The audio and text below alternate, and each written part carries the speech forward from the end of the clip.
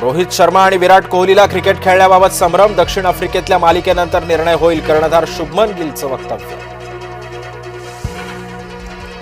अखेर मोहोळ दमले, विरोधापुढे नमले. जयन बोर्डिंगचा जागेचा करार झाला रद्द.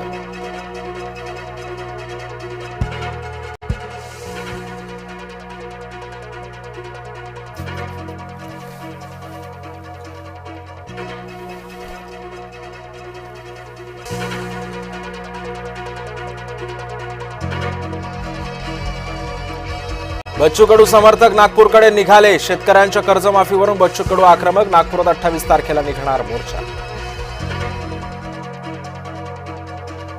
नाशिकमधून रात्री दिल्लीला जाता येणार. ओझर विमानतळावरून रात्री टेक ऑफ शक्य.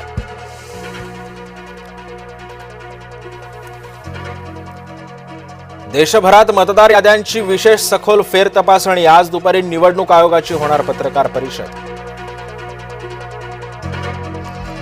केंद्रीय गृहमंत्री अमित शहा आज मुंबईच्या दौऱ्यावर. 2 अत्याधुनिक जहाजांचं करणार लोकार्पण. निवडणुकांच्या पार्श्वभूमीवर दौऱ्याला महत्त्व. देशभरातील 8,000 शाळा रिकाम्या. 20,000 शिक्षक घेतायत फुकटचा पगार. सर्वाधिक शून्य प्रवेश शाळा पश्चिम बंगालमध्ये. ठाकरे गटाचा मुंबईमध्ये निर्धार मेळावा. आदित्य ठाकरे करणार मतदार यादीबाबतचं सादरीकरण. मनसेच्या आजच्या 2 महत्वाच्या बैठका. केंद्रीय समितीची शिवतीर्थावर बैठक, तर संध्याकाळी पदाधिकाऱ्यांना मार्गदर्शन करणार.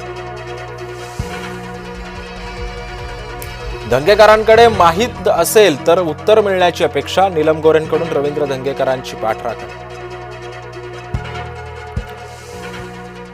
मुख्यमंत्र्यांकडून रणजितसिंह निंबाळकरांना क्लीन चिट. चिंता करू नका, आम्ही पूर्ण ताकदीनं तुमच्या पाठीशी. विरोधक राजकारण करत असल्याचा केला आरोप. महिला डॉक्टरची आत्महत्या ही एक शोकांतिका. फलटणच्या घटनेवरून राहुल गांधी यांची एक्सपोज. तर राहुल गांधी जे ट्विट करतात ते त्यांनाही माहीत नसतं. फडणवीसांचा टोला.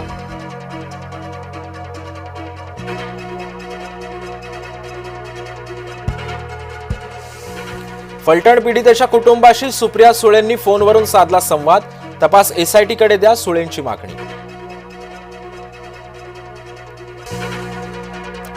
चित्रा वाघ यांचा प्रणिती शिंदेंवर पलटवार. देवाभाऊंना प्रत्येक गोष्टीमध्ये दोष देणं छंद झालाय का, असा सवाल. तर फडणवीसांनी राजीनामा द्यावा, प्रणिती शिंदेंनी केली होती मागणी.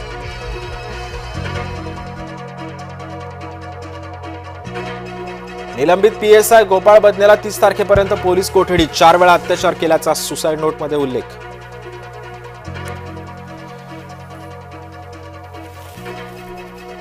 पक्षानं माझी खूप परीक्षा घेतली. माझ्या सख्ख्या बहिणीचं तिकीट काढून मला दिलं. मंत्री पंकजा मुंडेंच्या वक्तव्यानं भुवया उंचावल्या.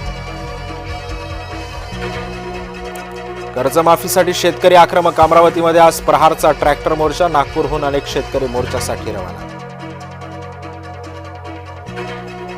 21 वर्षीय तरुणी मुस्लिम तरुणासोबत अॅग्रीमेंट रिलेशनशिपमध्ये. लव्ह जिहादचा नवा प्रकार. विश्व हिंदू परिषदेचा आरोप. तर मुलीला परत आणण्यासाठी पालकांची वणवण.